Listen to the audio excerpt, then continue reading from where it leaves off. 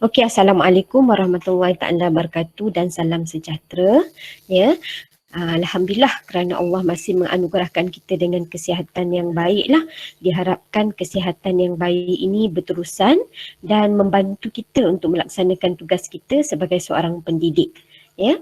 Jadi tugas sebagai seorang pendidik bukan saja mendidik anak-anak bangsa, tapi juga ada kita melakukan sedikit kajian, research untuk memperbaiki kaedah pengajaran kita. Diharapkan kaedah pengajaran itu akan membantu untuk meningkatkan lagi kefahaman anak-anak pelajar kita. Okay, jadi yang pertama untuk bengkel penulisan kajian tindakan, terus saya pergilah kepada rubrik kajian tindakan ya. Rubrik kajian tindakan ini saya refer pada kajian tindakan convention pada R&D pada tahun 2019 lah. Sekiranya ada perubahan, mohon penyelaras R&D untuk maklumkannya. Okey, yang pertama, perkara yang paling penting dalam rubrik kajian ini adalah tajuk lah. Kita melihat pada tajuk apa yang kita buat, ya, sebagaimana yang diketengahkan oleh penyelaras R&D bahawa tajuk pada tahun ini lebih kepada digital. Bagaimana digital itu digunakan dalam meningkatkan prestasi dalam pengajaran dan pembelajaran. Dan yang kedua, abstrak. Okey, abstrak adalah ringkasan apa yang telah kita buat lah. Dan abstrak ni sebenarnya biasanya kita tulis di akhir sekali daripada laporan kita. Bila laporan kita siap, maka adalah ekstrak tu. Sebab abstrak tu adalah merupakan ringkasan bagi semua yang kita buat lah. Dan yang ketiga adalah pendahuluan. Ya, bagaimana kita nak kaitkan pendahuluan dengan kajian yang kita jalankan. Dan yang keempat, ya, refleksi pembelajaran pengajaran yang lalu. Apa refleksi dia? Kelima, fokus kajian dan isu keprihatinan. Jadi semasa kita menulis laporan tu, isu yang kelima kita lihat kepada apakah fokus kajian kita. Atau adakah apakah isu keperhatian di sini yang kita nak bawa menyebabkan kita nak jalankan kajian tindakan ini. Dan yang keenam, objektif kajian. Lepas dah ada fokus, maka ada objektif kajian. Dan yang ketujuh, ianya melibatkan kumpulan sasaran. Sasaran mana yang terlibat? Dan kelapan, ada perancangan dan juga pelaksanaan tindakan. Kita kena merancang bagaimana kita nak laksanakan aktiviti-aktiviti ataupun inovasi yang kita buat. Dan yang kesembilan, hasil daripada perancangan, pelaksanaan, maka keluarlah pemerhatian. Kita memerhatikan ya daripada inovasi yang kita buat. Kita refleksi balik apa yang kita buat. Dan yang ke-10, refleksi dan kesimpulan. Refleksi ini, pemerhatian ini adalah refleksi setiap kali aktiviti yang kita buat. Dan yang ke-10 ini refleksi secara keseluruhan. Secara keseluruhan apa yang kita dapat simpulkan. Dan kesimpulan di sini. Dan yang ke-11 adalah rujukan. Ya. Walaupun kajian tindakan ni kebanyakan bila tuan-tuan dan puan-puan baca mengenai buku kajian tindakan, kebanyakan buku tidak maknanya bukanlah satu perkara yang perlu untuk memasukkan rujukan ya, tapi sebenarnya satu cara untuk meningkatkan penulisan kita, mengangkat penulisan kita ke martabat yang lebih tinggi, boleh dikongsikan dengan orang ramai dan boleh diberi kepercayaan kajian kita, maka rujukan tu perlu ada. Ya, ada setengah, memang ada setengah penceramah yang menganjurkan kajian tindakan, dia tidak pentingkan rujukan lah. Tapi untuk meningkatkan ya kita punya penulisan ke tahap yang lebih tinggi, rujukan tu perlu ada. Dia sebagaimana macam contohlah kan, kan kalau kita tengok hadis ke apa kan, kalau orang Islam lah panduan hadis tu kan, adalah dia punya daripada mana siapa dia punya perawi-perawi hadis, siapa yang tulis, daripada mana ke mana. Jadi itu pentingnya rujukan tu untuk kita sokong kajian yang kita buat. Okey, beralih kepada rubrik kajian tindakan yang lebih detail lagi. Ya, okey. Kalau kita lihat di sini tajuk dan hala tuju adalah sangat jelas dan penyataan adalah berorientasikan tindakan lah. Ini adalah rubrik kajian tindakan yang diguna pakai oleh bahagian matrikulasi. Ini telah digunakan pada tahun 2019. Ada 11 bahagian. Bila dilihat di sini, refleksi PDP lalu, ada 15 markah di sini. Pada saya, bila tuan-tuan dan perempuan ada rubrik ini, dia akan membantu tuan-tuan dan perempuan lah untuk menulis dengan lebih efektif. Kita tahu markah di mana banyak dan kita tahu apa spesifiknya, apa fakta-fakta yang kita perlu ada dalam setiap segmen yang diperlukan. Dan kemudian kalau kita lihat, paling banyak markah adalah di bahagian perancangan dan pelaksanaan tindakan. Di mana di sini ada pengumpulan data sebelum ataupun data awal, iaitu ini adalah melibatkan tinjauan awal kita. Tinjauan awal kita bagaimana masalah tu boleh timbul dalam kelas kita. Dan apakah data-data yang menyokong bahawa masalah tu boleh diselesaikan. Dan kemudian B, tindakan, aktiviti PDP, iaitu pengajaran pembelajaran yang kita laksanakan lah. Daripada tinjauan awal kita dah buat, maka daripada situ kita akan buat satu inovasi. Kajian tindakan ni bukan sahaja kita buat research tapi kita menghasilkan satu inovasi. Jadi tak rugi tuan-tuan dan puan-puan, daripada R&D dapat hasilkan inovasi. Inovasi boleh diketengahkan lah. Jadi daripada inovasi ni berbagai-bagai teknik yang digunakan untuk membantu pelajar untuk memahami sesuatu topik. Dan daripada sini maka kita cuba menyelesaikan masalah PDP yang berlaku dalam kelas kita. Sebab tujuan kajian tindakan ni untuk menyelesaikan masalah dalam kelas kita sendiri. Bukan kelas orang lain, kelas kita sendiri. Jadi insya-Allah boleh diselesaikan masalah yang ada dengan adanya kajian tindakan. Dan kemudian untuk pemerhatian, refleksi, kesimpulan dan juga rujukan lah. Ini memang sebagai guideline untuk kita bila kita menulis kajian tindakan. Sebab bila pemeriksa baca, dia akan membaca tu dan letak rubrik di sebelah dia. Inilah dia nak. Kalau kita tulis mengikut kriteria yang ditetapkan ni dan mengikut skop, insya-Allah dia memudahkan pemeriksa itu untuk memeriksa dan memberi markah kepada kajian tindakan kita. Okey. Jadi dalam menulis kajian tindakan ni tuan-tuan dan puan-puan, dia berbeza daripada kajian konvensional, kajian asas. Kajian tindakan ni adalah satu yang santai, tapi santai data-data dia data-data statistik lah. Santai, sebab santai cara penulisan kita tu kita ingat balik macam satu diary, kita ingat balik, kita tulis balik dan menggunakan bahasa-bahasa yang mudah difahami. Jadi saya dah terangkan mengenai rubrik kajian tindakan. Jadi saya terus kepada yang pertama.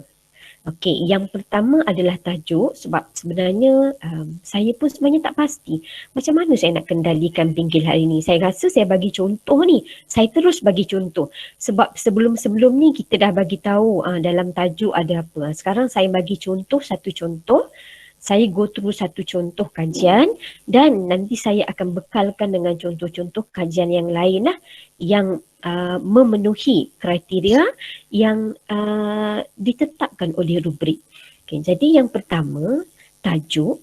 Tajuk ni, tajuk dan hala tuju sangat jelas. Pernyataan adalah berorientasikan tindakan. Jadi untuk tajuk ni 5 markah tuan-tuan dan puan-puan.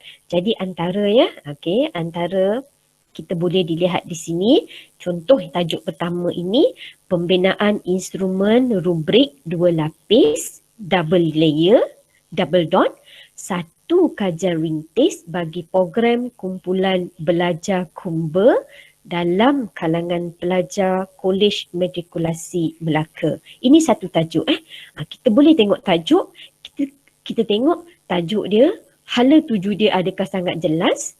Dia adalah merupakan satu kajian rintis untuk program kumpulan belajar Kumba. Dia pendek kan, catchy. Dia biasanya kajian tindakan ni yang terpilih dengan tajuk yang catchy lah, Kumba. Kumba, pernyataan berorientasikan tindakan. Kenapa? Sebabnya kalau tengok sini, program kumpulan belajar. Dia gunakan kumpulan belajar untuk apa? Pembinaan instrumen. Nak bina instrumen rubrik 2 lapis. Okey. Itu contoh yang pertama. Ini kalau siapa yang suka untuk membina instrumen lah, soal selidik yang baru. Dan soal selidik biasanya melibatkan satu kajian rintis lah untuk menguji balik instrumen yang dibina. Dan yang kedua, using TED Talk video in improving student speaking skill, a self-assessment of matriculation student. KT menggunakan TED Talk video improving student speaking skill. Jelas apa dia nak buat. Assessment of matriculation student. Okay. Dan yang ketiga, pentaksiran kaedah in-out count dalam meningkatkan penguasaan pelajar dalam tajuk inventory bagi mata pelajaran perakaunan semester 1. Jadi ini antaralah tajuk-tajuk yang mana yang menunjukkan adanya hala tuju yang jelas dan pernyataan dia berorientasikan tindakan. Apa tindakan dia buat? Dia nak meningkatkan penguasaan pelajar. Apa yang dia guna? Kaedah in-outcome. Semua ada dalam tu. Okey, dan antara contoh-contoh lain yang boleh kita lihat, intervensi penguasaan menulis literi bahasa Melayu, murid menerusi pendekatan co-lineage. Jadi boleh tengok apa yang dia nak hala tuju bagi sesuatu kajian itu. Ataupun yang kelima, kita boleh tengok contoh ini, banyak contoh tapi saya hanya bekalkan 6 ya. I boleh bantu. Satu strategi bagi mengatasi kelengahan guru masuk kelas. Guru yang masuk kelas lambat ni lah. Bagaimana cara untuk mengatasi supaya dia tak masuk lambat kelas, dia masuk tepat pada masa. Ya, okey.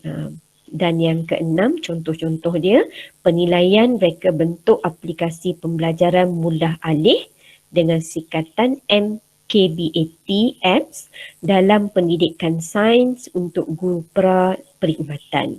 Ya, jadi ini antara contoh-contohnya lah. Ya, kalau tuan-tuan dan puan-puan tanya saya, kalau contoh 6 ni, saya lebih suka untuk memendekkan dia kepada penilaian reka bentuk, M kebat je dalam pendidikan sains untuk guru pra perkhidmatan. Jadi lebih catchy bila kita gunakan perkataan, contoh saya tak mention ni. Kalau saya lah sebagai penulis, saya tak mention aplikasi pembelajaran mudah alih, saya tak mention. Saya hanya mention MKBAT. Jadi orang akan tertanya-tanya, apa benda MKBAT ni? Interested nak tahu apa dia. Jadi orang akan baca lah. Jadi untuk tajuk ni kita boleh ubah lah. Yang penting dalam tajuk tu ada apa yang sebenarnya hala tuju kita. Apa yang kita nak buat untuk kajian kita dulu. Dan insya-Allah yang lain tu bila dah ada tajuk tu, insya-Allah objektif, fokus tu akan lebih terpandu. Okay, jadi itu yang pertama lah, sedikit sebanyak mengenai tajuk. Di mana tajuk tu mesti ada hala tuju yang jelas dan pernyataan tu mestilah berorientasikan tindakan. Okey, dan yang kedua, saya terus pergi selama ni tuan-tuan dan puan-puan menjalankan kajian. Sekarang saya terus bawa satu paper lah untuk tuan-tuan dan puan-puan tengok. Okey. Yang kedua, rubrik yang kedua adalah mengenai pendahuluan. Okey, bukan, rubrik kedua adalah abstrak. Abstrak saya tinggalkan di belakang sekali. Saya masuk bahagian 3 dulu, pendahuluan. Di sini pendahuluan ada 5 markah. Dan apa yang patut ada dalam pendahuluan? Okey, kalau lihat di sini saya bekalkan untuk 5 markah itu latar belakang mata pelajaran, tajuk yang dipilih, pengalaman mengajar pengkaji, tujuan dan kepentingan kajian dan kesan kajian, andaian, nilai dan kepercayaan pengkaji terhadap PDP isu semasa yang berkaitan. Dan yang terakhir, untuk pendahuluan ni, model kajian tindakan yang digunakan dan juga lain-lain yang berkaitan. Jadi inilah antara isi-isi penting untuk mendapat 5 markah dalam pendahuluan. Okey, jadi terus saya ambil satu kajian di sini. Okey, sebenarnya saya suka untuk dikongsikan untuk tuan-tuan komen, tapi saya takut nanti tuan-tuan dan puan-puan lari pula daripada bengkel ini. Boleh ke kalau saya tanya soalan? Kalau ada yang nak jawab tu okeylah. Okey, boleh Okey, sebab saya pun dah buka slide saya besar, tak nampak pula nama ni. Okey.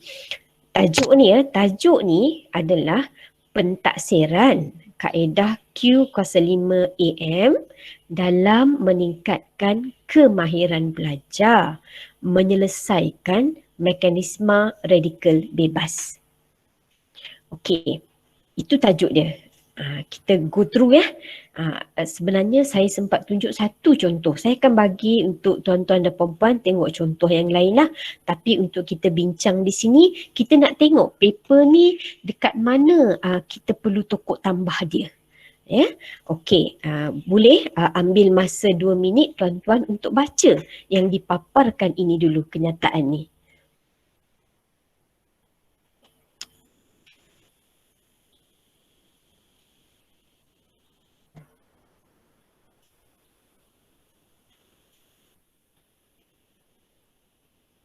Okey, boleh Boleh kita dua hala nanti kan tak ada saya seorang je yang bercakap kan. Okey, Laili ada ke kat sini? Ini ingat-ingat yang tadi minta maaf tuan-tuan, saya ni ingat-ingat yang tadi. Laili ada ke? Ada.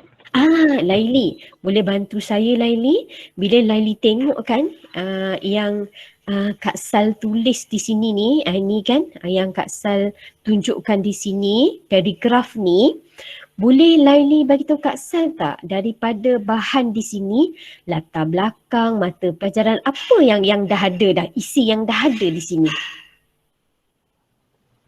Isi yang dah ada yang memang nak dapat 5 markah ni yang dah ada. Latar belakang, mata pelajaran, tajuk yang dipilih, pengalaman ke, tujuan ke, andaian ke, model ke. Dalam paragraf ni apa yang ada kat sini?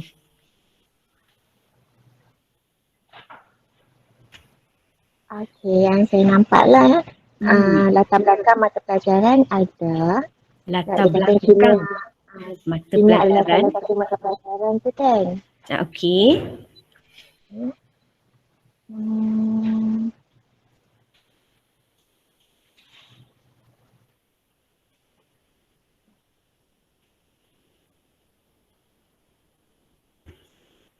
Tujuan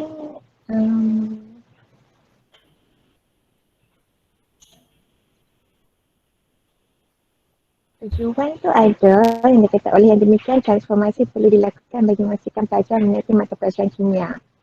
Okey. Ha. Itulah yang saya nampak.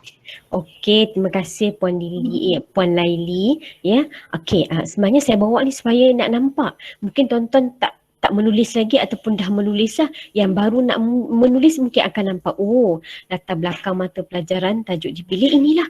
Mention ini kaedah Q kuasa 5am ni menyelesaikan mekanisme radikal bebas ni topik mana, dalam apa? Okey, kimia. Kimia adalah satu mata pelajaran teras yang perlu diambil oleh semua pelajar matrikulasi jurusan sains. Jadi apa anggapan dia di sini? Iaitu andaian kepercayaan dia apa? Kepercayaan dia, andaian dia bahawa pelajar ni memang bermasalah. Bahawa kimia merupakan mata pelajaran yang sukar. Pelajar dah memang anggap sukar.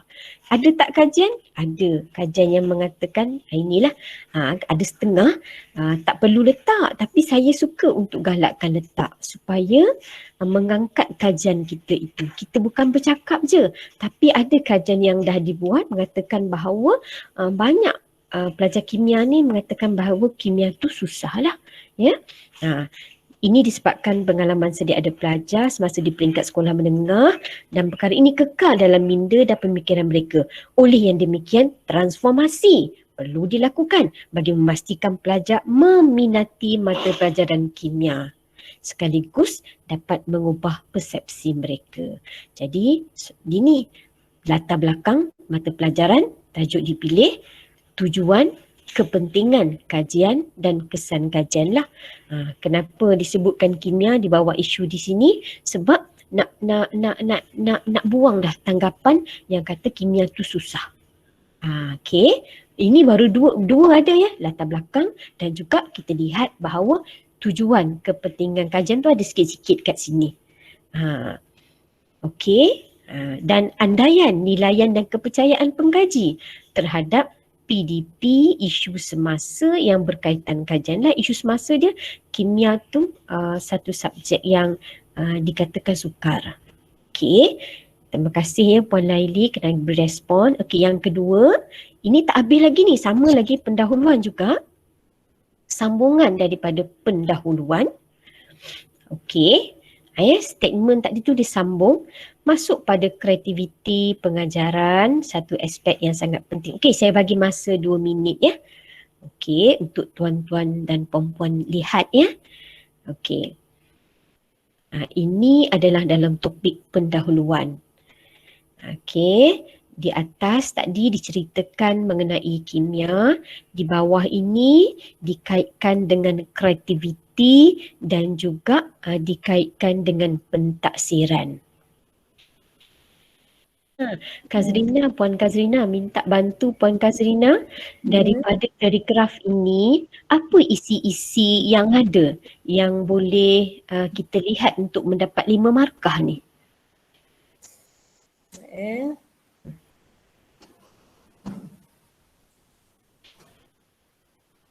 Yang first sentence tu, yang kreativiti dalam pengajaran adalah salah satu aspek tu, tujuan kepentingan kajian ya Sar. Okey, tujuan kepentingan kajian. Okey. Kemudian ada lagi? Dan yang banyak pada kepentingan lah kan, selain dari aspek tu, pentaksiran.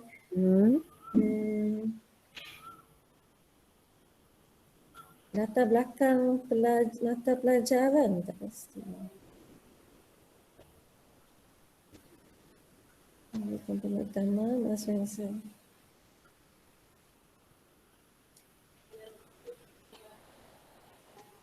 Saya nampak lebih pada tujuan dan kepentingan kajian, Asal.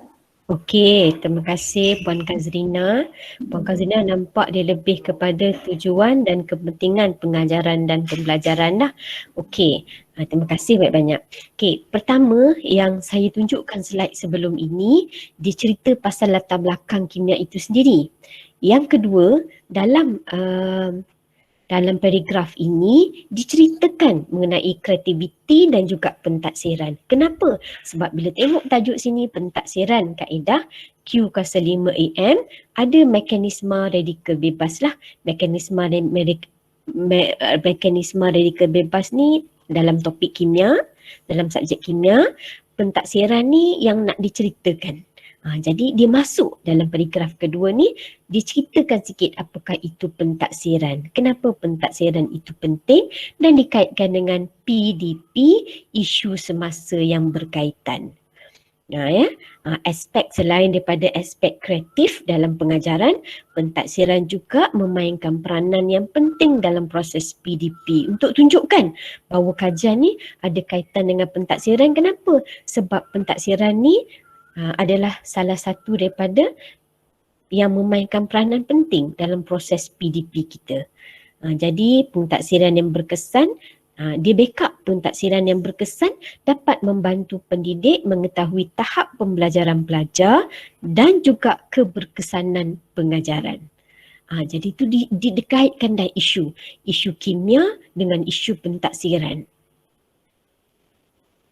Okey, dan untuk mantapkan lagi, pentaksiran telah menjadi komponen utama dalam tugas harian guru. Malah sebahagian besar daripada aktiviti pengajaran, guru juga melibatkan aktiviti pentaksiran.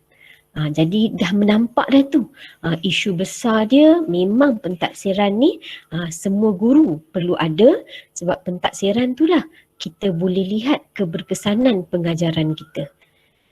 Jadi kita boleh kaitkanlah di sini ya. Isu-isu latar belakang pun dah masuk. Yang mula-mula tadi latar belakang kimia, sekarang adalah latar belakang pentaksiran. Kemudian tujuan kepentingan kajian, kesan dia kenapa perlu benda ini, dikaitkan. Awal kimia, sekarang pentaksiran.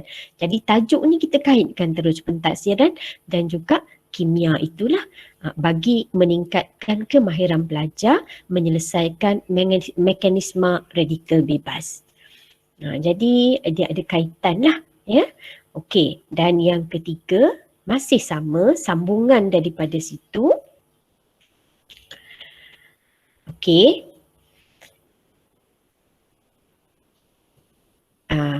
Ini yang ketiga ni apa cerita yang ketiga ni? Ada poin tak kita nak ambil di sini ataupun tak ada poin di sini? Okey, untuk slide ini dia banyak menceritakan mengenai kenapa kemahiran pentaksiran tu perlu ada pada pendidik. Sebab di dalam bidang pendidikan pentaksiran tu adalah satu proses yang penting masa kita menjalankan tugas kita. Jadi ini tambahan ni, ini tambahan cerita dia. Yang dua tadi pun dah lengkap, ini penambahan, diceritakan lebih lagi lah mengenai pentaksiran. Okey, slide 1 dan 2 tadi untuk pendahuluan memang di situ ada markah lah, yang di sini penambahan untuk mengukuhkan lagi apa yang diperkatakan. Dan bila kita tengok slide yang keempat ini untuk pendahuluan, dalam kajian ini pensyarah menggunakan model Chemist McTaggart yang memperlihatkan satu kitaran yang mempunyai 4 langkah. Okey, dia tak berhenti di situ, iaitu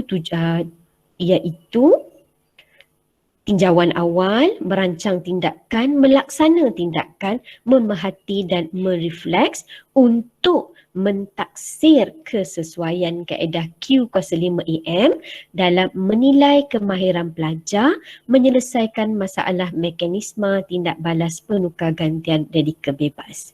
Jadi kalau kita tengok, kita dapat markah. Markah dia model kajian tindakan yang digunakan. Dah mention ni, model Chemist McTaggart, dan apa lain-lain kaitan kita kaitkan dengan kenapa kita guna model ni, kita kaitkan dengan kajian kita untuk mentaksir kesesuaian kaedah Q kuasa 5 lah dalam menyelesaikan masalah mekanisme tindak balas penukar gantian radikal bebas.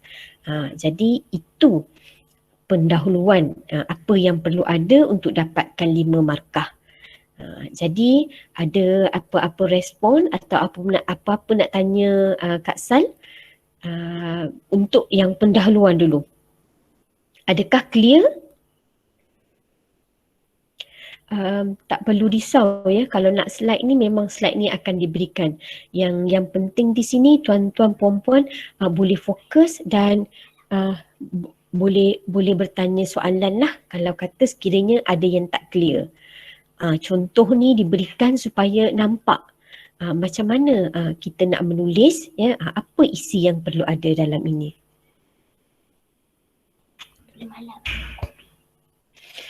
Okey, ada apa-apa soalan ke? Tak ada. Okey, kalau tak ada pendahuluan, okey, saya masuk mengenai refleksi pengajaran dan pembelajaran yang lalu. Ini yang keempat lah. Okey, poin yang keempat atau segmen yang keempat perlu ada iaitu refleksi pengajaran dan pembelajaran yang lalu. Berapa markah? Ada sebanyak 15 markah, tuan-tuan dan puan-puan, 15 markah. Apa yang perlu ada dalam refleksi tadi? Refleksi ini ya, yang pertama refleksi kendiri pensyarah. Pensyarah tu sendiri buat refleksi diri dia. Yang kedua refleksi aspek pelajar. Daripada aspek pelajar apa refleksi pelajar? Okay, sebab tajuk ni tajuk pentaksiran. Bila pentaksiran tu ada refleksi pensyarah, ada refleksi pelajar. Dan kemudian refleksi lain-lain, contohnya kalau ada berkaitan dengan persekitaran, ibu bapa, status ekonomi dan juga sikap lah. Untuk A lah. Dan B, huraian pengalaman PDP yang berkaitan dengan masalah kajian. Dan semua refleksi disokong dengan data lah ya. Jadi setiap satu ni 5 markah lah, refleksi 5 markah, huraian pengalaman 5 markah dan refleksi disokong oleh data pun kita bagi 5 markah. Jadi jumlah dia 15 markah. Okey, boleh tak kita tengok? Saya nak tanya. Ya, boleh.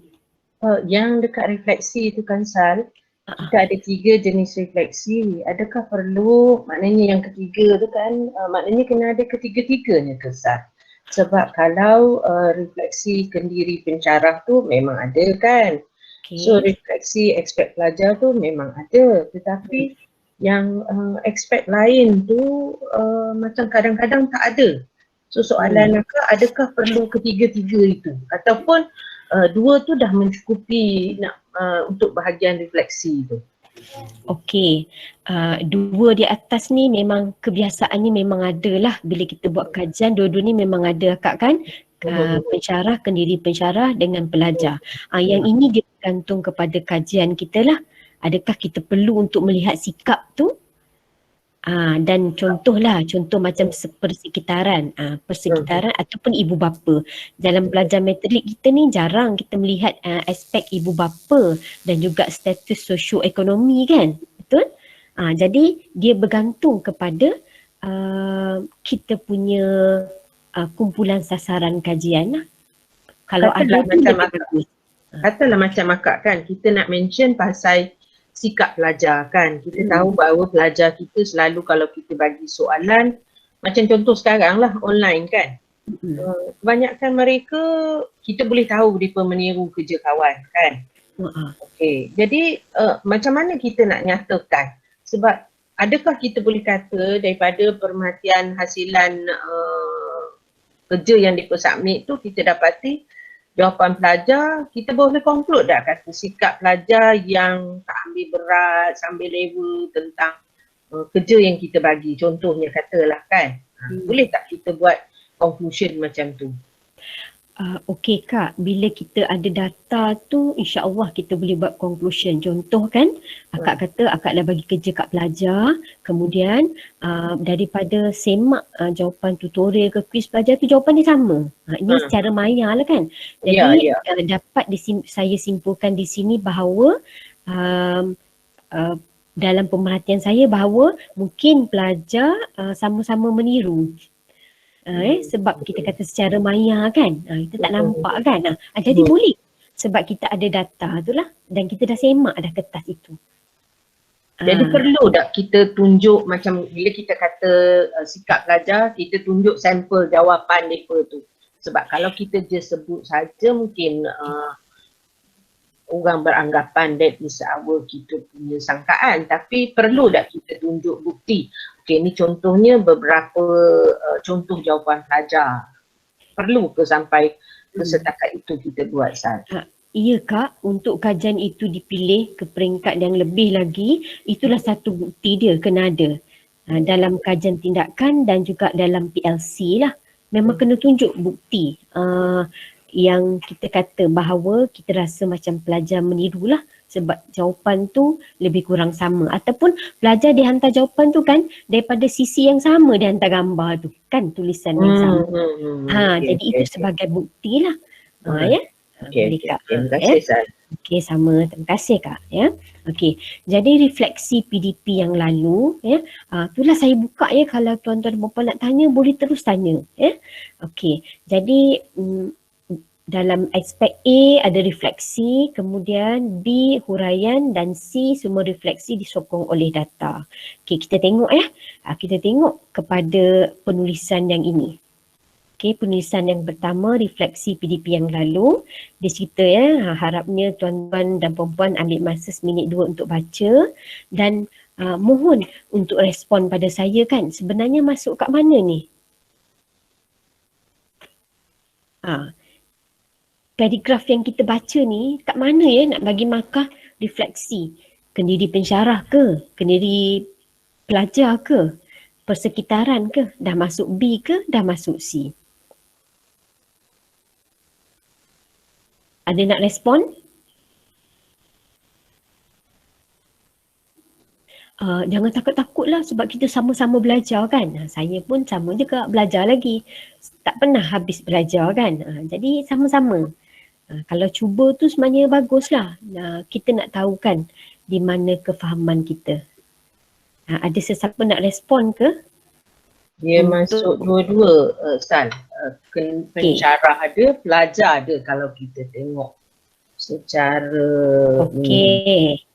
Sebab the first kira kalau tengok yang di atas tu dia kata pensyarah mendapati, okay, that is kendiri, maknanya pensyarah nampak lah kan, and then bila pelajar punya respon tu is daripada segi aspek pelajar lah kot maksudnya. Itu yang akak nampak lah kan. Okey, okey, terima kasih akak respon. Ya, kita tengok kan. Sebab di cerita sini, ini cerita, ni kita akan cerita tau apa kita buat. Semasa pensyarah mengajar topik, tindak balas berukar ganti reka bebas, kalau pensyarah mendapati bahawa pelajar-pelajar tidak dapat memahami dan mengingati langkah-langkah dalam mekanisme tindak balas penukar gantian radikal bebas. Jadi ini observation pensyarah lah, dia tengok dalam kelas.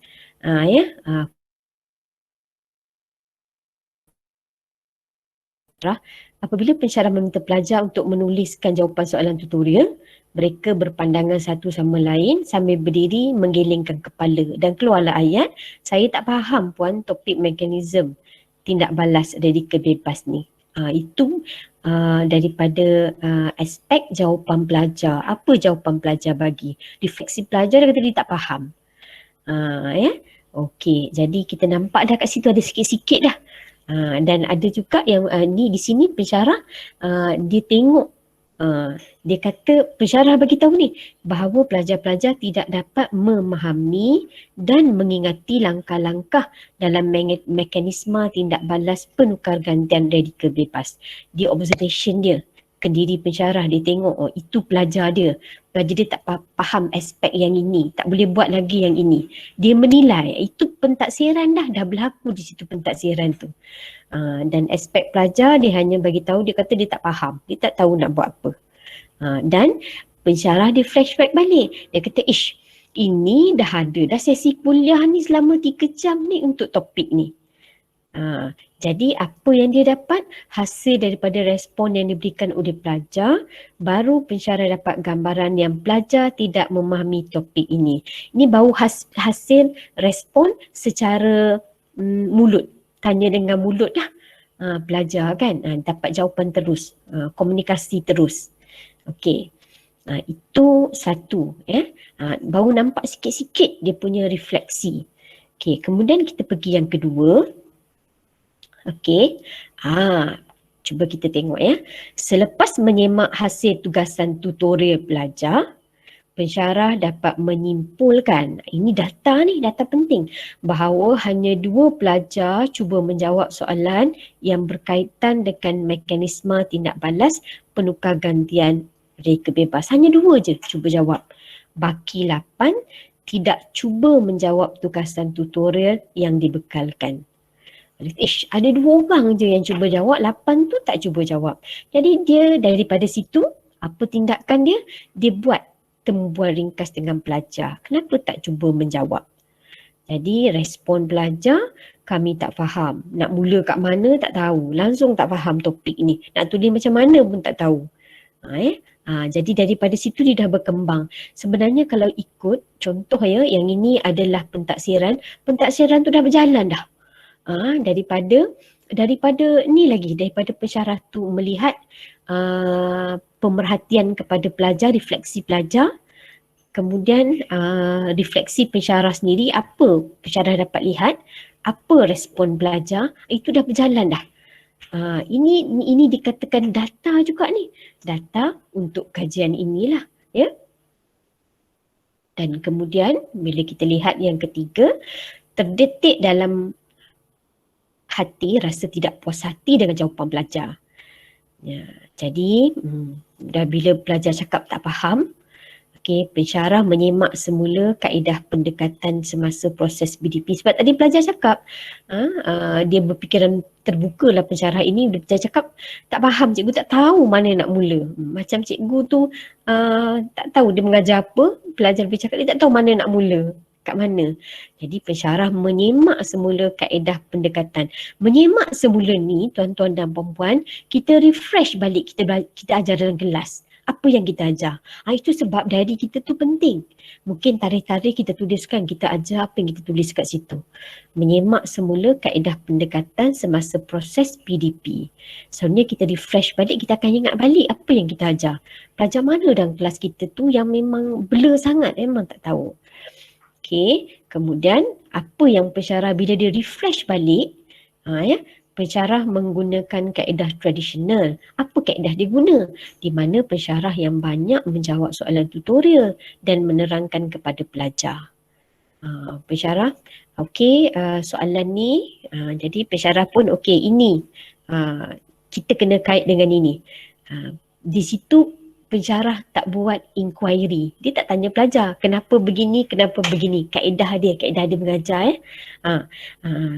Ini jawapan dia, ini. Jadi pelajar hanya mendengar dan mencatatlah. Ini refleksi kena di pensyarah. Dia buat refleksi. Kelemahan dia rupanya dia menggunakan kaedah tradisional. Tak perasan menggunakan kaedah tradisional, kaedah yang lama. Tengok soalan 5, semak jawapan betul ke tidak. Inilah jawapan dia. Dan kemudian dia sokong, pensyarah ini sokong pendekatan ini adalah pembelajaran berpusatkan pensyarah. Jadi ada satu statement lain, bila berpusatkan guru, sebenarnya dah tak diamalkan. Di banyak tempat dah kita tukar kepada berpusatkan kepada pelajar. Jadi di sini bila kita menulis, kadang kita kena jalinkan refleksikan diri pensyarah dan pelajar. Memang kalau kajian tindakan tu, pengalaman saya selalu saya ditegur oleh Dr. Hashimah lah. Dr. Hashimah ni memang ketua dalam bidang kajian tindakan. Dia kata kajian yang saya baca, kajian Sarasvati ni tak pernah hidup kajian tindakan dia. Hanya yang terakhir ni baru hidup kajian tindakan saya. Jadi memang kena, bila orang baca, bagi orang nampak benda tu, rasa benda tu lah. Jadi kemudian bila kita sambung sambung dengan tu ayat tu, melaksanakan pembelajaran berpusatkan pelajar, semua tu. Kemudian apa dia kata? Oleh itu penambahbaikan dalam PDP seharian dapat dilakukan. Hasil daripada pentaksiran formatif yang dijalankan setiap kali PDP dijalankan oleh pendidik. Jadi maknanya tadi kan pensyarah semak buku tutoran. Sebenarnya buku tutoran tu pun sebenarnya dah jadi satu aset data untuk pensyarah. Sebab dia cek tuturan tu sama untuk semua pelajar, dia semak, dia ada bukti lah daripada data tu. Dan dia juga ada boleh dikatakan sebagai satu ujian lah. Sebab sama pelajar jawab, pelajar datang kelas, kita bagi pelajar buat kat rumah, datang kelas kita bincang. Itu dah dikatakan sebagai satu data lah, ya. Dan kalau kita lihat di sini, semua refleksi disokong oleh data. Apa refleksi itu? Ada tak backup sokongan kajian lain?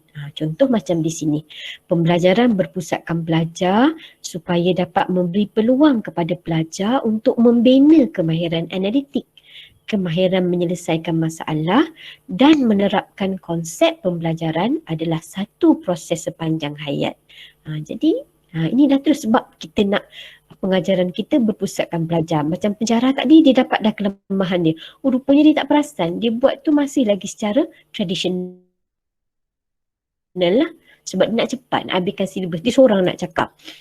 Jadi sekarang dia terpaksa berubah kepada pembelajaran berpusatkan pelajar. Jadi apa sokongan dia? Ini sokongan data dia lah yang mengatakan bahawa pembelajaran berpusatkan pelajar tu adalah satu yang baik, peluang untuk pelajar tu membina kemahiran analitik, kemahiran menyelesaikan masalah dan menerapkan konsep pembelajaran sepanjang hayat.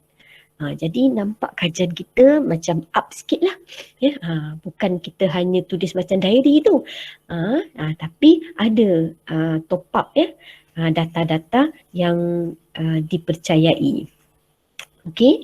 Jadi kemudian huraikan pengalaman PDP yang berkaitan dengan masalah kajian. Ini dah cerita dah sikit di depan sana. Dekat slide yang sebelum ini kita ada cerita tapi sikitlah penghuraian pengalaman pengajaran dan pembelajaran yang berkaitan dengan masalah kajian. Kalau ada siapa nak komen tak? Kalaulah kata saya nak tambah lagi baik untuk refleksi PDP ni, huraian pengalaman PDP yang berkaitan dengan masalah kajian. Apa saya nak masukkan kat sini?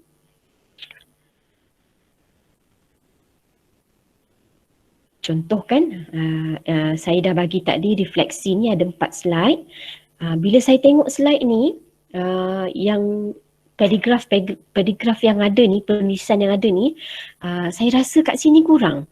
Huraian pengalaman PDP yang berkaitan dengan masalah kajian. Ada siapa ada idea tak? Ada nampak tak macam mana nak tambah baik untuk refleksi PDP yang lalu ni?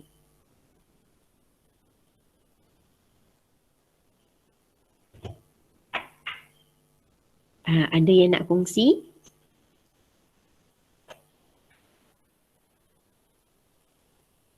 Tak ada? Okey, kalau tak ada, okey macam ni ya. Okey, apa yang saya nampak, penulisan ni ada kurang dia, kurang di bahagian B. Okey, macam mana nak top up dia bahagian B ni? Huraian pengalaman pengajaran pembelajaran yang berkaitan dengan masalah kajian. Dia cerita pengalaman pengajaran pembelajaran. Okey, di sini sebenarnya boleh kita tambah contoh kita cerita. Kita dah mengajar topik ni dah berapa tahun dah? Ada tak setiap tahun kita buat analisis bahawa memang pelajar kita tu ataupun daripada soalan kuis yang contoh 3 tahun dah berlalu dah, 2 tahun dah berlalu, memang pelajar tak boleh jawab soalan ni. Dan pelajar bermasalah mengenai topik, contoh dalam yang kita bincang ni topik mekanisme tindak balas radikal bebas.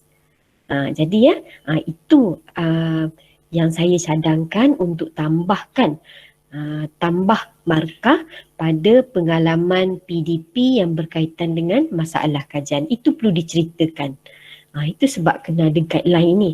Jadi kita boleh tahu, di sini tak diceritakan dah berapa lama dah pensyarah itu mengajar topik tu dan ada tak data yang menunjukkan bahawa pada setiap tahun, 2 tahun ke 3 tahun kebelakangan ni ataupun sebelum ni pun memang pelajar bermasalah dalam topik yang dibincangkan itu.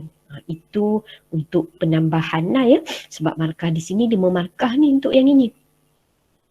Jadi penting ya untuk ada kaitan dengan masalah kajian. Itu yang keempat, tuan-tuan dan puan-puan. Ada soalan ke? Assalamualaikum San. Waalaikumsalam warahmatullahi. Ya. Kalau data tu maksudnya kena ada evidence lah, maksudnya secara khusus lah. Ke macam mana? Maksudnya kalau kita kata dah beberapa tahun kebelakangan atau kita nak dapatkan data, contohnya daripada peperiksaan PSPN yang lepas, kita nak dia punya LKC ke apa ke, nak kena sampai tahap tu ke macam mana? Atau just kita maklumkan saja ke? Kak, kalau tak ada LKC pun, kalau contoh kan mungkin kita kan ada buat kuis kat budak-budak kita setiap tahun kan. Mungkin kuis tu lagi tepat lah, sebab kuis tu kadang dia hanya tanya topik yang kecil-kecil je. Contohlah topik yang kita nak uji tu. Jadi mungkin data daripada kuis lepas mengenai topik tu, sebab kalau topik tu jadi membuktikan bahawa kita boleh lihatlah pelajar bermasalah tak mengenai topik tu. Kalaulah mungkin kalau kita boleh bagi dalam bentuk peratusan pelajar kebolehan menjawab tu, macam tu saja boleh lah kan? Boleh Kak.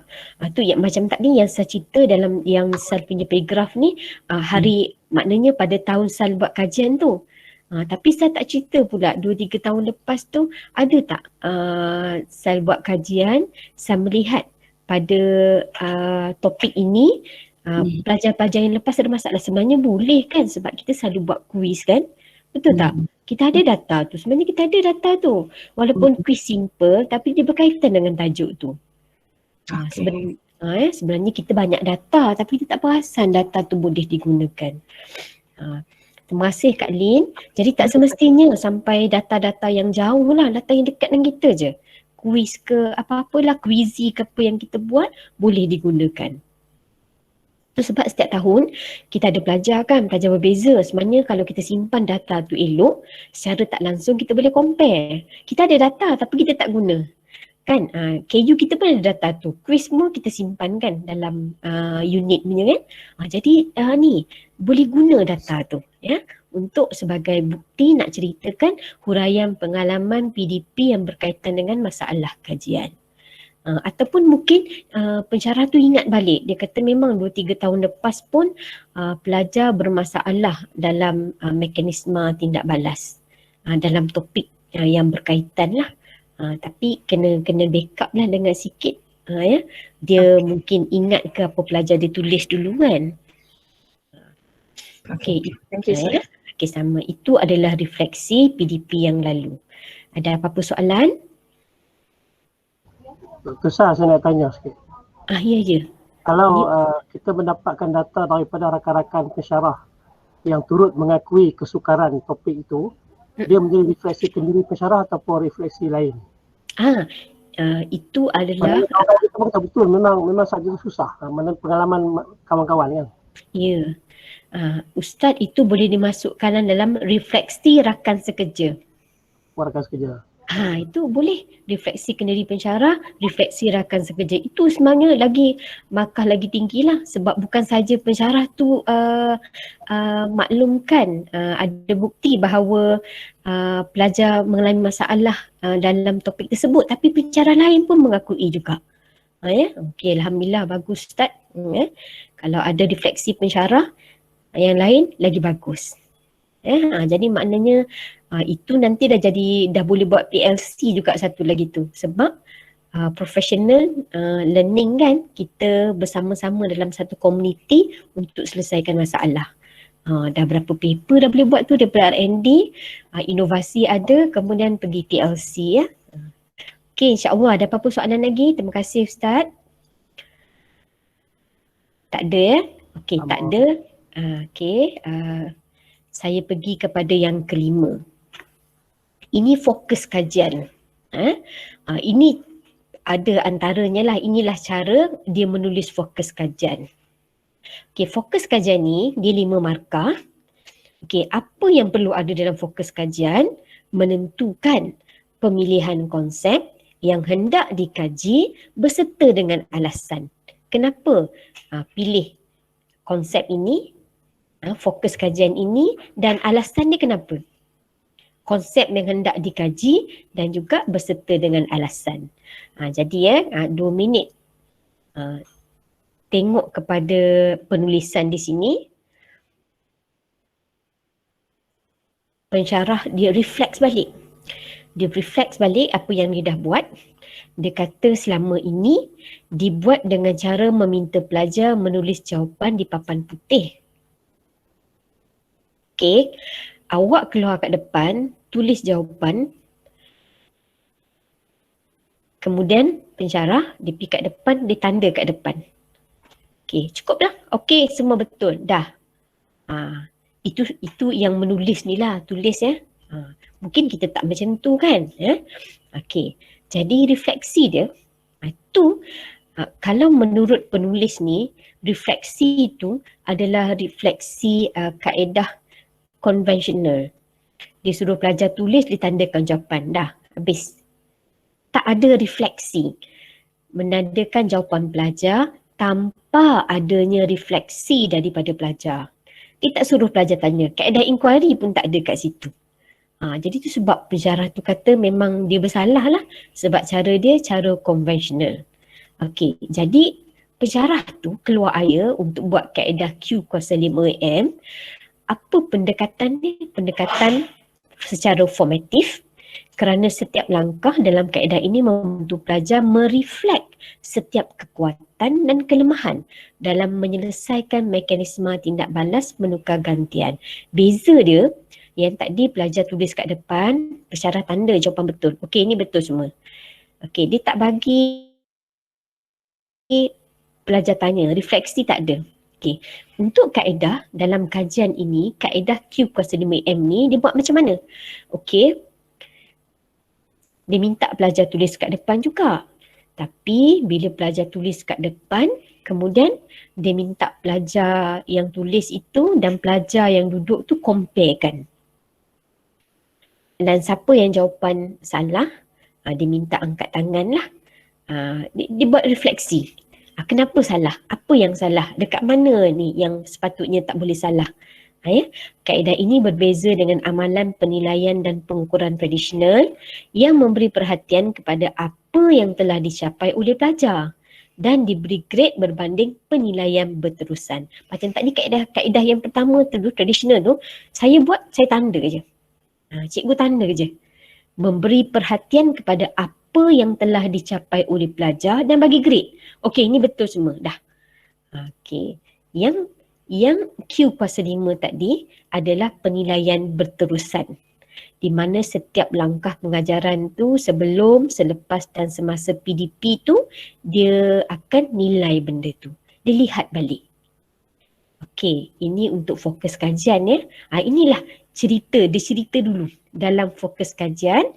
Okey, kemudian yang kedua, lebih spesifik, fokus kajian adalah untuk mengenal pasti kesesuaian kaedah Q kuasa 5am dan membantu pelajar mahir dalam menyelesaikan mekanisme tindak balas menukar gantian radikal bebas. Tadi dihuraikan sikit dulu, kenapa fokus kajian dia pada yang itu? Kenapa dia nak buat kajian itu? Kajian ke atas mekanisme tindak balas radikal bebas. Jadi ini aspek yang diberikan dalam fokus kajian. Jadi fokus dia nak kenal pasti sesuai tak kaedah yang digunakan ni ataupun dia syok sendiri. Untuk membantu pelajar mahir dan juga pelajar perlu memahami mekanisme tindak balas dan mengetahui setiap langkah dalam tindak balas ini. Okey, ada soalan untuk fokus kajian?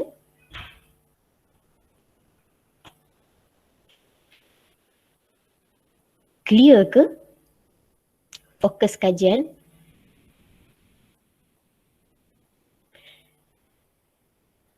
Ini kiranya paragraf ni untuk penceritaan lah. Ya, penulisan tu nak tulis macam mana, nak kaitkan dengan apalah. Itu cara penulisan dia.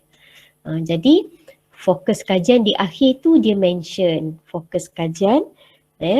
Buat apa sebenarnya fokus kajian dia. Sebelum tu dia cerita dululah bagaimana nak sampai kepada fokus kajian ini. Apa yang dia boleh comparekan cara kaedah dulu dan kaedah sekarang. Kenapa dia memilih kaedah ini? Itu nampak lebih jelas lah ya. Okey, kalau tak ada apa-apa. Saya nak tanya satu soalan. Ya. Sekiranya kaedah Q5AM ini dia ada masalah, kita nyatakan masalah itu dan kita jelaskan juga cara kita mengatasi masalah itu sebagai fokus kajian, boleh ataupun diceritakan tempat lain? Tak Ustaz, kita dalam kajian tidakkan Ustaz, kita cerita semua Ustaz, itu adalah cycle kita dalam menghasilkan kaedah yang lebih baik. Jadi kita tak boleh. Ada yang argue kaedah ni sebenarnya kekuatannya di sini tapi ada kelemahan di mana-mana. So kita kata okey, kelemahan tu kita dah ambil kira dan kita telah bersedia untuk atasi kelemahan tu. Mungkin boleh kita ceritakan begitu tak dalam fokus kajian? Boleh. Dan itu sebenarnya ini dipanggil sebagai apa ya, kalau dalam PLC lah, ini dia panggil yang ini penting sebab nanti dia akan tanya mana tahu kita punya kaedah ni betul-betul bagus. Tapi kalau kata bila nampak kelemahan kaedah kita akan cerita kelemahan kaedah kita, kemudian apa yang kita buat. Itu menunjukkan lagi banyak cycle yang kita perlu buat dan sebenarnya lagi bagus Ustaz. Jadi memang kita kena cerita dalam kajian tindakan kita. Itu jadi menariknya. Jangan cerita kat tempat lain, cerita dalam kajian tindakan juga. Jadi orang tahu. Sebab kita tak pasti kaedah kita tu berjaya ke tak. Jadi kita buat kaedah tu bila round pertama, masa cycle pertama, kita nampak kelemahan. Tak apa. Teruskan, kita bagi tahu itu adalah dalam pelaksanaan ataupun dalam pembinaan inovasi tu. Nanti dalam yang ke-8 ya, tak silapnya ada perancangan, pelaksanaan dan pembinaan tu, di situ Ustaz boleh ceritakan bagaimana sesuatu kaedah tu diubah suai untuk menghasilkan kaedah yang lebih menarik. Okey, terima kasih Ustaz. Okey, ada lagi ke untuk soalan untuk fokus kajian? Okey, sekiranya tak ada, saya terus pergi kepada objektif kajian. Jadi objektif kajian ni rubrik dia 5 markah di mana objektif kajian seharusnya selari dengan fokus kajian. Realistik, boleh diukur dan dinyatakan dengan jelas. Jadi contoh ya untuk kajian ini yang kita bincangkan, objektif umum dia nak kenal pasti keberkesanan pentaksiran formatif kaedah Q kuasa 5 EM. Ini secara umum dalam menilai kemahiran pelajar menyelesaikan masalah mekanisme tindak balas penukar gantian radikal bebas. Objektif khusus dia sebenarnya dia nak mentaksir adakah sesuai kaedah ini dalam menilai, adakah kaedah ni memang sesuai untuk menilai kemahiran pelajar nak selesaikan masalah dalam topik ini. Dan yang kedua, khusus dia meningkatkan pencapaian pelajar dalam topik mekanisme tindak balas penukar gantian radikal bebas. Bagi nampak macam mana nak diukur meningkatkan pencapaian ni, tengok bagi soalan pada pelajar and then tengok relate tak dengan keputusan yang dapat dan mentaksir kesesuaian kaedah Q kuasa 5 AM ni biasanya kita nilai dengan soal sidik yang kita berikan kepada pelajar. Jadi boleh lihat dua lah, satu pencapaian pelajar, satu lagi soal sidik apa yang pelajar respon mengenai kaedah yang kita buat. Itu adalah objektif kajian. Okey, kemudian yang ketujuh, kumpulan sasaran. Okey, kumpulan sasaran ni juga 5 markah. Jadi 5 markah tu apa yang nak diceritakan iaitu kumpulan sasaran yang tepat dan selari. Kenapa pilih sasaran yang itu? Cara pemilihan dinyatakan. And then kena ada penjelasan lah, jantina, bangsa, latar belakang akademik lah. Jadi contoh dalam kajian ini dijalankan di Kolej Matrikulasi Pulau Pinang, ada 10 orang sebab kajian tindakan kan nak menyelesaikan masalah dalam kelas, ada 10 orang je pelajar terlibat. Kelas mana? Okey, berapa orang pelajar lelaki, berapa orang pelajar perempuan. Kita cerita. Dan kenapa kita buat pemilihan pada kelas ini? Sasaran adalah berdasarkan kepada tugas dan tutorial yang diberikan. Kita bagi dekat pelajar lain, tapi kita tengok kelas ni yang masalah yang paling rendah sekali markah dan juga tak dapat buat untuk menjawab soalan tutorial dalam topik ni. Jadi kita bagi tahulah berdasarkan kepada tugasan tutorial. Tapi ada juga yang akan bagi kuis dulu. Bagi kuis kemudian dia kata berdasarkan kepada kuis, boleh? Tak apa. Ataupun berdasarkan kepada pemerhatian di dalam kelas semasa melaksanakan PDP. Boleh juga. Itu adalah merupakan kumpulan sasaran. Okey, kemudian yang ke-8.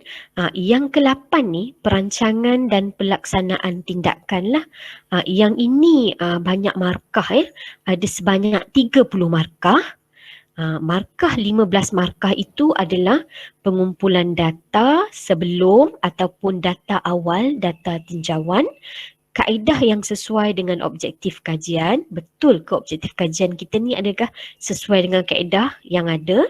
Dapat menghuraikan cara pengumpulan data awal untuk membuktikan masalah, isu yang wujud dengan terperinci.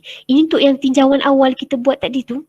Kan, contohnya observation dalam kelas, kita bagi kuis, kita bagi tutorial ataupun LKC ada kaitan, boleh kita cerita.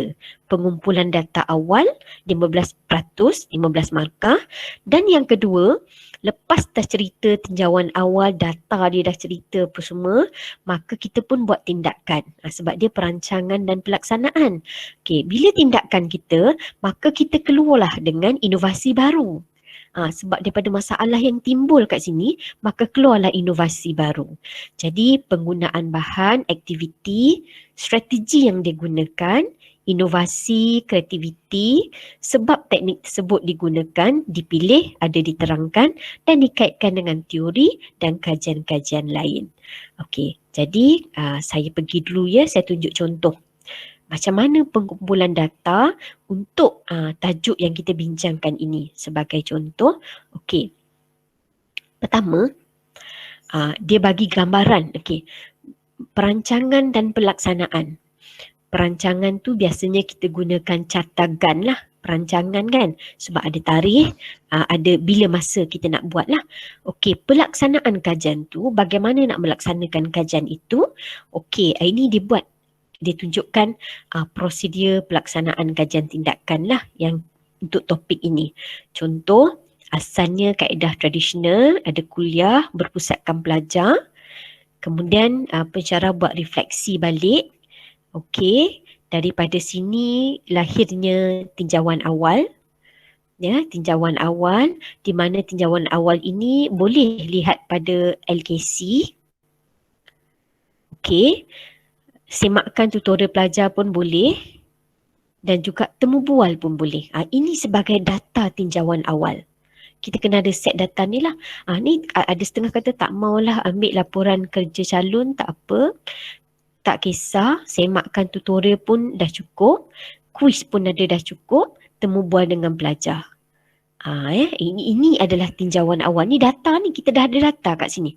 Data awal yang menunjukkan kenapa kita nak terlibat dengan menyelesaikan masalah dalam kelas kita. Kemudian refleksi pentaksiran. Kenapa kat sini banyak refleksi pentaksiran? Sebab paper ni paper yang bertajuk pentaksiran. Itu ada refleksi. Tapi sebenarnya kalau tak ada pentaksiran, refleksi saja pun dah pentaksiran sebenarnya. Okey, kemudian refleksi pentaksiran. Daripada sinilah, bila buat refleksi ni, barulah keluar inovasi baru. Kaedah yang digunakan. Okey, macam Ustaz bagi tahu tadi kan, Ustaz tanya, tiba-tiba bila buat kaedah ni, contohlah pelaksanaan pertama ada masalah, ada kelemahan. Tak apa, kita bagi tahu QA1 kita buat sebab ada refleksi kat sini. Refleksi balik, tambah baik. Okey, tambah baik. Cerita kat sini tambah baik bagaimana dan bila dijalankan pada pelajar. And then ini QA3 kali ketiga, QA4 ujian, kemudian QA5 ni pun ujian lah. Jadi kalau dalam kes ini, dalam contoh ini latihan 1. QA5 ni, QA5 ni dia melibatkan latihan 1, latihan 2, latihan 3, nak tengok peningkatan pelajar, kemudian terus pada ujian 1, ujian 2. Habis daripada sini, dia tengok okey, cycle dia okey, maka dia bagi pada pelajar soal selidik untuk pelajar berikan respon mengenai kaedah yang digunakan. And then refleksi, kemudian kita analisis hasil. Analisis ni analisis apa? Analisis secara keseluruhan. Jadi ini secara prosedur pelaksanaan kajian lah, nak nampakkan bagaimana kajian itu dijalankan. Okey.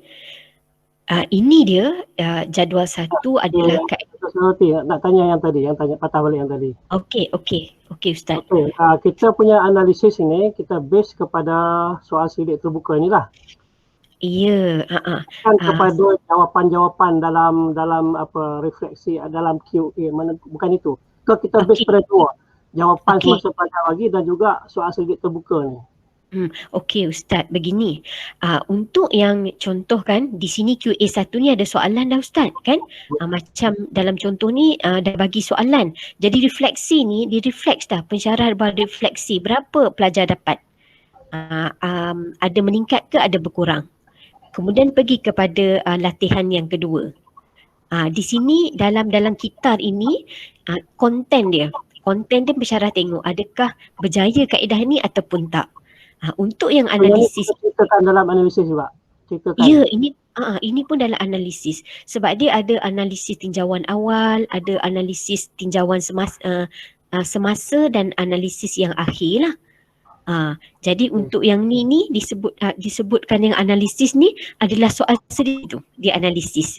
Maknanya yang konten tu dia analisis kat sini dah. Sebab setiap kali dia buat latihan tu dah analisis. Setiap kali buat latihan dah ada analisis dan dibawa kepada latihan kedua. Latihan kedua ni dilaksanakan dengan cara dia perbaiki kelemahan yang ada pada QA1. Macam Ustaz kata tadi kan, mungkin kaedah tu tambah baik. Jadi QA2 ni dia gunakan kaedah yang tambah baik tadi. Adakah saya menjawab Ustaz? Okey, clear. Jadi yang ini analisis ni memang analisis untuk soal selidik terbuka lah. Ini soal selidik, pelajar bagi respon, apa dia punya respon terhadap kaedah yang kita guna. Okey, kemudian pengumpulan data ni lah. Ini yang kita cakap tadi, yang dia minta pengumpulan data awal 15% markah. Jadi kita ceritalah LKC, soalan tutorial, temu ringkas. Ini secara ringkas. Dan yang kedua secara spesifik lagi dia cerita. Sebab LKC kita ni kita selalu dapat kan. Setiap college akan dapat, dia akan LKC yang cerita mengenai tajuk yang kita pilih tu lah, yang berkaitan. Jadi dia bagi data siap di sini. Jadi refleksi, dapatan kajian, cara penilaian kita buat. Tadi kita cerita secara umum, ni secara spesifik dah. Apa dapatan kajian dia dan apa refleksi dia. Ni refleksi dia. Pelajar perlu dipandu, diberi lebih latihan menjawab, calon dibantu untuk memahami kehendak soalan. Okey. Jadi dah nampak kan, data kita semakin lama semakin data yang penting lah. Sebab ada cara penilaian, dapatan kajian dan apa tindakan kita, refleksi kita untuk setiap langkah. Okey, kemudian ini yang jadual yang kedua yang lebih lengkap. Kemudian jadual yang ketiga, ni yang Ustaz tanya yang konten tadi. Ini analisis konten dia. Satu-satu. Sebab saya nak tahu kat mana yang pelajar tak boleh jawab soalan tu. Di bahagian mana? Di bahagian mekanisme tindak balas ataupun di bahagian aras mengingat ke, memahami ke, aplikasi ke, analisis ke. Jadi saya analisis lah. Jadi bilangan pelajar dan peratus yang berjaya lah menjawab. Okey, ini tinjauan awal ni. Tak buat lagi inovasi. Ini dia. daripada soalan yang berkaitan kita bagi pada pelajar lah. Soalan tuturan tu, saya ambil soalan tuturan mula-mula ni. Jadi di sinilah menunjukkan bukti bahawa pelajar itu ni markah satu persatu. Markah satu persatu. Okey, kalau kita tengok mekanisme ni kosong. Nampak jelas sekarang. Bila kita buat data macam nampak jelas. Oh ya Allah, memang confirm ada masalah dalam topik ni untuk mekanisme. Yang lain tu observation ni tak ada masalah, boleh jawab. Jadi maknanya untuk yang ni kita tinggalkan. Kita terus kepada kita nak perkasakan pelajar dengan contoh dalam soal dalam topik ini adalah mekanisme dia lemah. Jadi kita akan bagi soalan mekanisme yang lebih. Okey, jadi ini adalah pengumpulan awal data. Data yang kedua lah, analisis konten jawapan pelajar. Okey, ini tadi semua analisis data. Ini cerita, kena cerita lah. Sebab refleksi tu dia tak boleh tinggalkan macam tu je. Bila data dah ada, maka kita kena buat refleksi. Jadi inilah refleksi dia, analisis jawapan pelajar. Pensyarah mendapati masalah yang dihadapi oleh pelajar dalam topik mekanisme tindak balas ialah melukis struktur hasil tindak balas, iaitu tahap memahami, mengenal pasti produk utama, tahap aplikasi dan menulis mekanisme tindak balas, iaitu tahap analisis.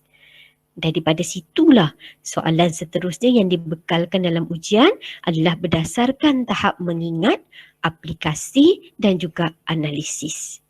Sebab saya pernah ditegur penulisan saya, ini data ada tapi tak jadi kajian tindakan ni sebab data tu tak diuraikan.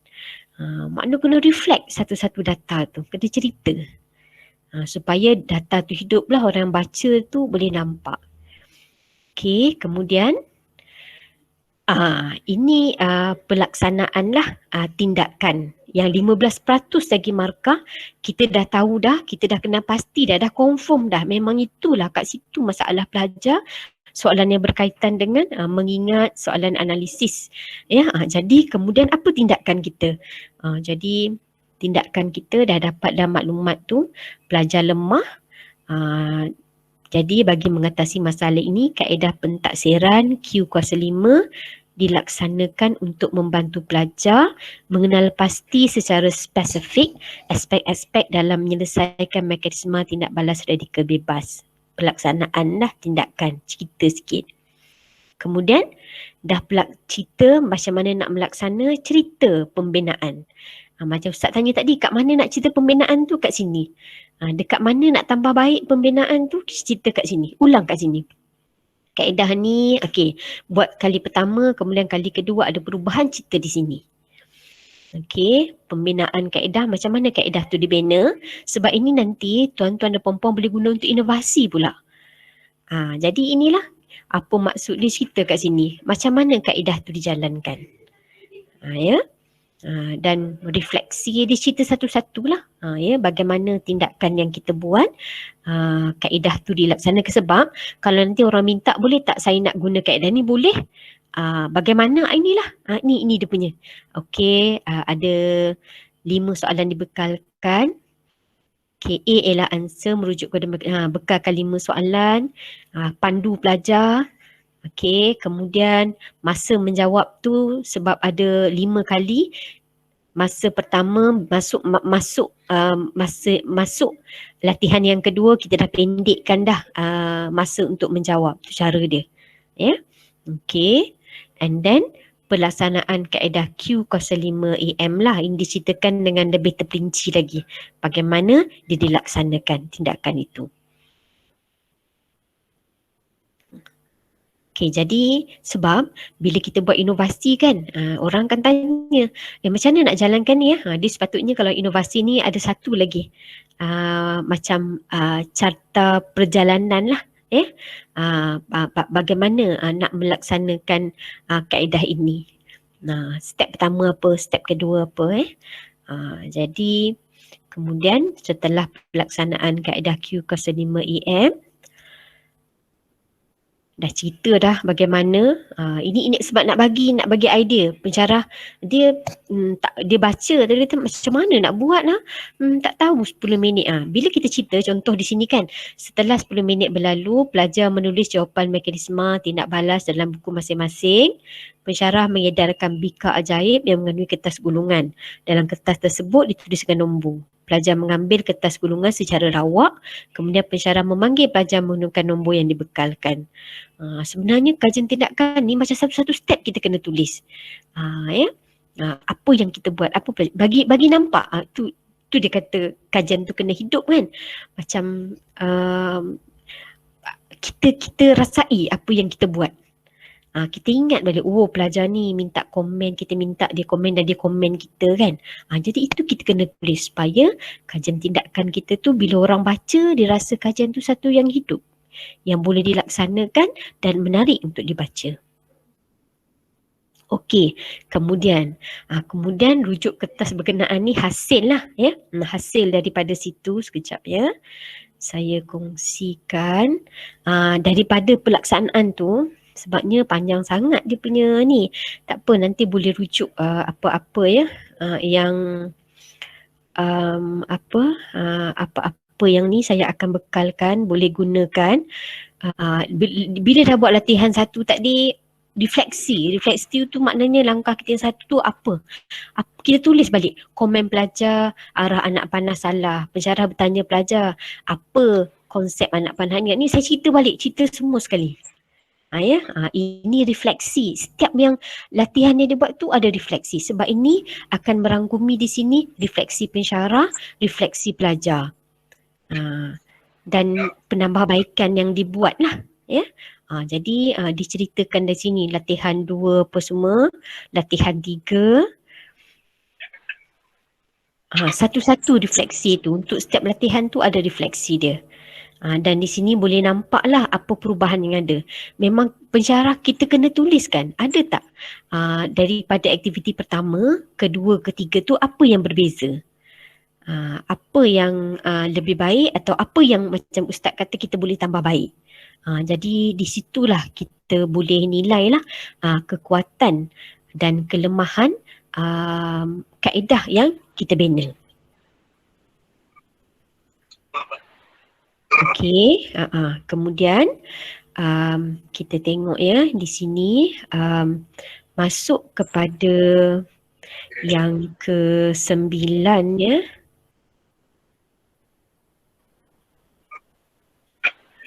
Okey, kita dah lihat mana ya tadi sekejap.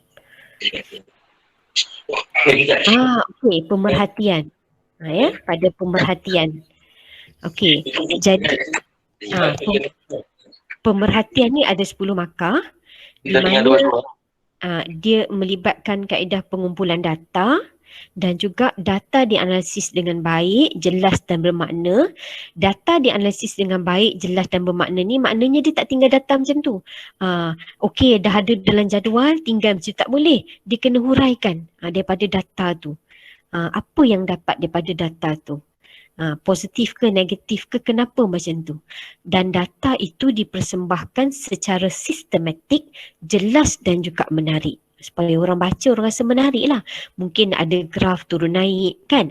Persembahan data tu maknanya tukarlah dalam bentuk graf kan. Ataupun dalam bentuk carta ya.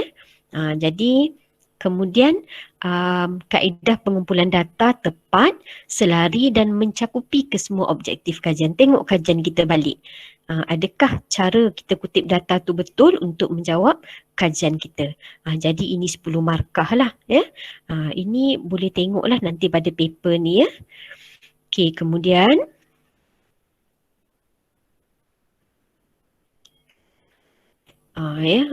sebenarnya tak susah. Dia cuma perlukan guideline untuk menulis dan insya-Allah boleh menulis. Dan kemudian refleksi dan kesimpulan lah.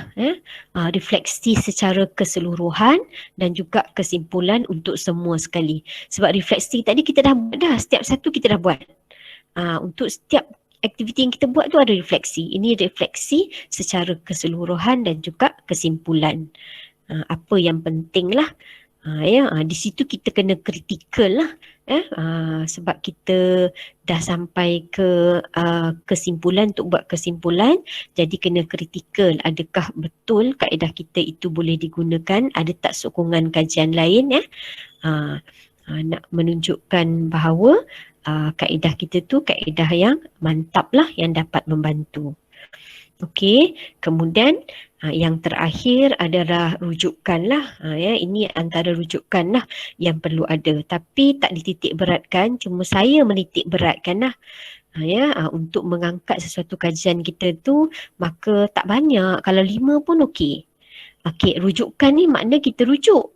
Tapi kalau kata kita baca, kita hanya baca, tapi kita tak masukkan dalam kajian kita, maka itu dinamakan sebagai bibliografi. Boleh ditulis bibliografi, kemudian kita tulis di mana kita baca, apa yang kita baca, tapi kita tak masukkan dalam kajian kita. Itu dipanggil sebagai bibliografi. Rujukan ni kita rujuk dan kita masukkan dalam penulisan kita. Okey, dan yang terakhir adalah abstrak lah. Okey, abstrak ni memarkah, bagaimana markah dibekalkan, mesti ada tujuan kajian, kemudian kumpulan sasaran dia jelas, dinyatakan, kemudian penggunaan tindakan dalam kajian apa yang digunakan. Tindakan apa yang digunakan. Kemudian reka bentuk, prosedur kajian adalah jelas, dia guna prosedur apa, reka bentuk apa, dan kesan tindakan atau hasil dapatan dinyatakan. Okey, dia kata di sini ditulis dengan bahasa yang baik, bebas daripada kesilapan lah. Jadi kalau tengok di sini, saya bagi contoh supaya nampak lah. Kita boleh nampak, kalau kita boleh check mana satu tak ada markah, kat mana hilang markah biasanya senang bila kita ikut tu kan. Kajian ni untuk mentaksir kesesuaian kaedah dan menilai kemahiran pelajar. Okey, tujuan dia dah ada. Kemudian kita tengok di sini, kajian melibatkan 10 orang pelajar program 2 tahun. Okey, dah ada kumpulan sasarannya jelas. Praktikum di H4, T5 atau T6. Penggunaan tindakan dalam kajian. Tinjauan awal, dia ada tinjauan awal, dia guna LKC, soalan tutorial, temu bual, menunjukkan pelajar lemah. Kemudian reka bentuk prosedur kajian jelas. Okey, kemudian apa yang diguna? Iaitu kaedah Q kuasa 5 AM, membekalkan pelajar dengan 5 soalan berkaitan. Dia cerita sikit platform perbincangan dalam kalangan pelajar. Ini dia summary up apa yang pelajar tu buat. Daripada situ apa kaedah yang dapat Q kuasa 5 AM ni. Maknanya Q kuasa 5 AM ni dia bekalkan pelajar dengan soalan, kemudian dia sediakan platform perbincangan dengan pelajar. Ada juga menjawab secara individu, berkongsi jawapan dan sesi refleksi pensyarah dan pelajar setiap kali setelah selesai soalan dibincangkan. Okey, jadi kemudian hasil dapatan menunjukkan kaedah sesuai diguna untuk menilai kemahiran pelajar dalam menyelesaikan mekanisme tindak balas, dan pelajar dapat menjawab soalan dengan baik dan memperoleh markah yang tinggi. Okey, ada siapa nak komen tak untuk abstrak ni? Ni yang terakhir ni sebelum kita berhenti. Ada nak komen tak? Apa tak cukup markah kat sini?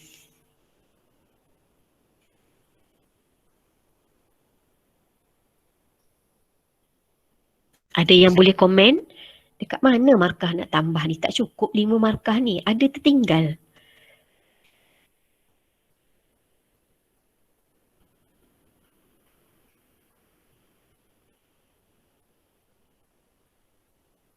Tak ada semua mungkin tak berapa ni lagi tak berapa jelas lagi Okey, kalau tengok kat sini sebenarnya kan dia kata ni kesan tindakan, hasil dapatan dinyatakan. Ada tak dia cerita secara ni? Dia cerita ni hasil dapatan menunjukkan kaedah sesuai diguna untuk menilai kemahiran pelajar. Okey, apa hasil dia ni? Menunjukkan sesuai. Macam mana sesuai? Sepatutnya kalau kata guna soal sidik kena mention lah. Soal sidik yang dibekalkan menunjukkan bahawa contohlah 87% pelajar setuju penggunaan Q kuasa 5 AM ni memang dapat membantu pelajar dan juga di sini dapat menjawab soalan dengan baik dan beri markah tinggi. Ini secara umum ni tak boleh, markah tak cukup. Sepatutnya di sini kena mention lah. Pelajar sebanyak 90% pelajar berjaya memperoleh markah dalam mekanisme tindak balas untuk ketiga-tiga latihan yang digunakan. Latihan. Jadi kena mention kat situ lah. Biasanya ada value dia sekali kita mention lah. Jadi kalau tengok dalam abstract ni ada kekurangan markah di sini, ya di bahagian akhir ni lah. Reka bentuk prosedur kajian dia mention di sini apa yang dia pakai, dia guna pakai. Cuma bila masuk itu, ini tak jelas di sini secara umum. Jadi markah tu hilang di kawasan ini. Okey, ada apa-apa soalan ke?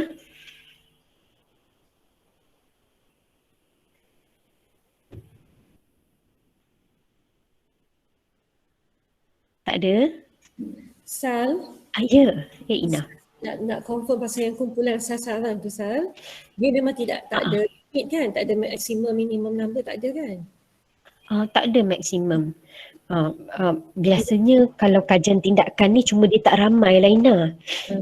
Sebab kita nak selesaikan masalah dalam kelas kita kan, sebab ada pernah timbul isu, ada yang bentang kajian tindakan tu 40 orang ya. Jadi kat situ question dia tanya, kalau 40 orang ramai tu kan, macam mana nak selesaikan ni lah. Jadi sebenarnya bilangan yang sikit tu sebenarnya lagi bagus lah. 6 orang pun boleh Sal? Boleh, asalkan pelajar tu pelajar yang bermasalah lah dalam kelas kita. Sebab ada juga satu kajian SAL yang mula-mula 10 orang. Bila 10 orang tu, bila buat tinjauan awal, bila buat quiz 4 orang tak ada masalah. Jadi bagi tahulah yang 4 orang tu kita hanya bagi dia untuk jawab soalan, tapi kita lebih fokus kepada yang 6 orang ni. Dan kaedah kita tu guna untuk yang 6 orang ini. Sebab yang tu tak ada masalah. Okey. Terima kasih Sal. Okey, sama. Terima kasih Ina. Okey, ada apa-apa soalan? Okey, kalau tidak ada, yang terakhir lah. Kesimpulan dia, apa yang perlu ada dalam kajian tindakan, iaitu tajuk. Tajuk tu biasanya tajuk yang catchy. Boleh je dapatkan tajuk yang catchy. Okey, abstract. Pendahuluan. Abstract ni biasanya kita buat yang last ya. Kita dah tulis semua, baru kita ada idea lah, sebab abstract ni kita nak ringkaskan.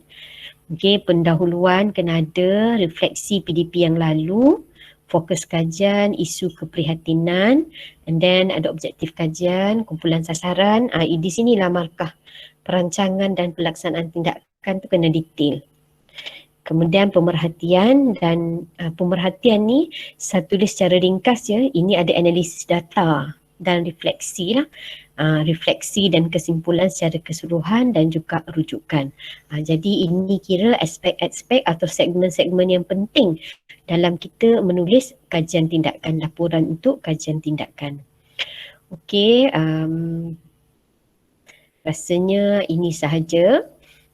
Dan insya-Allah tuan-tuan dan puan-puan semua pensyarah, anda boleh siapkan kajian anda, tinggal sikit je lagi. Ada apa masalah boleh kami bantu. R&D ada insya-Allah. Tuan Najib kita ada insya-Allah. Tuan Najib kita akan bantu dengan cara ni lah, membekalkan tenaga-tenaga yang sedikit pakar untuk bantulah penulisan ya. Jadi insya-Allah sikit je lagi. Kalau kata yang baru dah ada data, janganlah bazirkan data tu, terus tulis. Tulis dan juga tanya ada AJK R&D, minta bantu AJK R&D. Kita akan bantu sebab data dah ada dah. Yang tak ada data tu insya-Allah cuba dapatkan data. Yang dah ada data tu insya-Allah kita tengok data tu sesuai tak dengan objektif yang digariskan. Kalau sesuai, jalan terus. Sekarang kita buat penulisan. Ya. Jadi action research ni sebenarnya A to Z of great classroom idea lah. Banyak benda yang kita boleh buat ya. Bila kita buat paper ni sebenarnya kalau kita buat dengan betul-betul betul langkah dia kita ikut, insya-Allah ia boleh menghasilkan inovasi dan ia boleh menghasilkan PLC lah, daripada satu paper boleh keluar 2 lagi paper yang lain. Macam Ustaz beritahu tadi, kalau kata komen daripada kawan-kawan, rakan-rakan yang mengajar sama, boleh. Itu sebenarnya kan lagi tinggi value dia lah. Dan itu pula boleh masuk dalam PLC. Sebab perkongsian idea bersama rakan-rakan. Ya, jadi insya-Allah lah apa yang kita buat tu kita niatkan ikhlas, ya, semata-mata kerana Allah, dan dan ia akan banyak bantu kita dalam kehidupan kita lah, sebab kita niat untuk ibadah kita semua kan. Jadi insya-Allah Allah akan bagi jalan pada kita. Jadi tak membazir buat kajian tindakan, insya-Allah dapat pahala sebab kita kita disuruh untuk sentiasa melihat balik apa yang kita buat lah. Flashback balik apa yang kita buat, supaya refleksi balik apa yang kita buat, supaya hari yang mendatang itu adalah lebih baik daripada hari semalam, ya.